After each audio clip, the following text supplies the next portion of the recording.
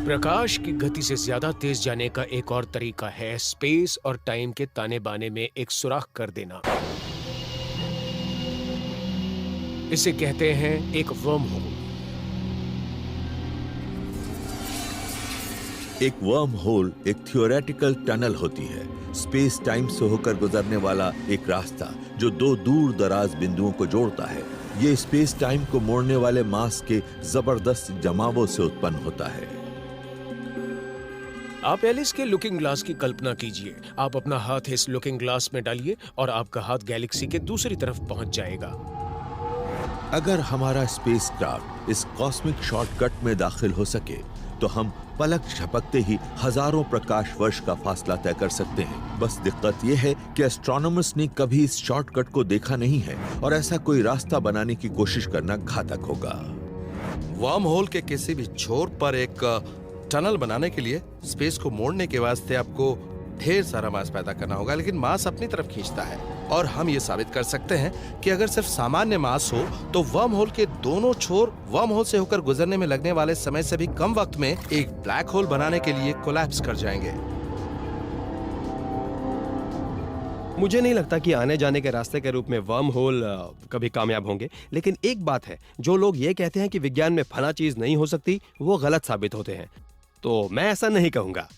ऐसा होना मुश्किल है, लेकिन हो सकता है। वार्प ड्राइव्स और वर्म होल्स दूर की कौड़ी है। फिलहाल फ्यूजन ही वो संभावित ईंधन है जो हमें सितारों तक ले जाएगा, लेकिन किसी विशाल स्पेसक्राफ्ट को इतने ग्रहों तक जाकर बस्तियां बसाने में शायद लाखों साल लग सकते हैं, जिससे हमारे अस्तित्व की गारंटी हो सके। फ्यूजन के जरिए ज्यादा तेज रफ्तार से जाने का एक ही तरीका है, स्पेसशिप को छोटा बनाना, इतना छोटा कि उसमें लोगों के लिए जगह ही ना हो। तो क्या इसे खेल खत्म समझा जाए या बिना इंसानों के भी मानव नस्ल को बचाया जा सकता है? अभी कुछ ही समय पहले तक एस्ट्रोनॉमर्स को यह भरोसा नहीं था कि वो रात में आसमान में जो तारे देखते हैं उनकी परिक्रमा करने वाले ग्रह भी होते हैं। शायद सूर्य अनोखा था और मिल्की वे में पृथ्वी ही अकेली थी। लेकिन पिछले 20 साल के दौरान हमने चौंका देने वाले एक सच का खुलासा किया है। ऐसा लगता है कि गैलेक्सी में मौजूद तारों के एक बड़े हिस्से के अपने ग्रह हैं। इनमें से कई तारों के तो कई ग्रह हैं। ये एक्सोप्लैनेट्स आकार में गैस के विशाल ग्रह जुपिटर से भी बड़े हैं, तो पृथ्वी जैसे पथरीले भी, और ये हर कहीं नजर आते हैं। हमारा ग्रह पृथ्वी अनूठा नहीं है, ये तो दुर्लभ भी नहीं है। ऐसे असंख्य ढेर से ग्रह मौजूद हैं जो बिल्कुल पृथ्वी जैसे हैं और दूसरे सितारों के इर्द गिर्द चक्कर लगाते रहते हैं। शायद कुछ सकते। फ्यूजन इंजनों से चलने वाले और हजारों इंसानी वॉलंटियर्स से भरे किसी विशाल स्पेसशिप से हमें हमारे सूर्य के नजदीक रहने योग्य दुनियाओं में बस्तियां बसाने की काबिलियत मिलनी चाहिए। लेकिन मिल्की वे के दूर वाले हिस्सों तक पहुंचने के लिए हमें किसी दूसरी योजना की जरूरत होगी। एक अनोखा समाधान होगा कि इंसानों के बजाय छोटे रोबोट्स को वहां भेजा जाए। जब मैं सोचती हूँ कि हम इंसानी मस्तिष्क और इसके कामकाज के बारे में कितना कुछ सीख रहे हैं और फिर भी बहुत कुछ सीखना बाकी है, तो मुझे लगता है कि एक दिन ऐसा आएगा जब हम खुद को किसी रोबोट में समा पाएंगे।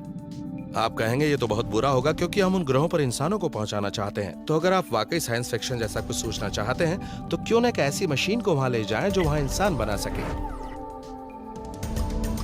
पौधे हवा के जरिए अपने छोटे छोटे गतिशील बीजों को बड़ी तादाद में उड़ाकर अपने जीन फैलाते हैं। इनमें से बहुत से बीज बर्बाद भी हो जाते हैं, लेकिन जिन्हें गर्म और नम जमीन मिलती है वो उगते हैं। अब जरा स्पेस में बीजों की तरह छोटे छोटे नैनो रोबोट्स को फायर करने के बारे में सोचिए, जिनकी हार्ड ड्राइव में इंसानी जीनोम नक्श हो।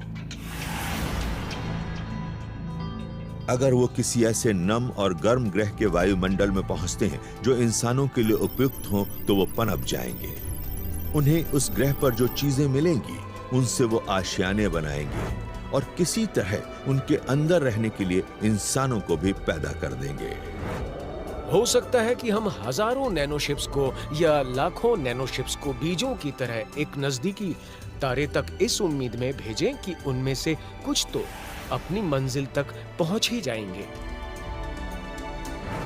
शून्य से मानव बनाने की टेक्नोलॉजी अभी सचमुच बहुत दूर है, लेकिन इससे पेचीदा और दार्शनिक सवाल पैदा होते हैं।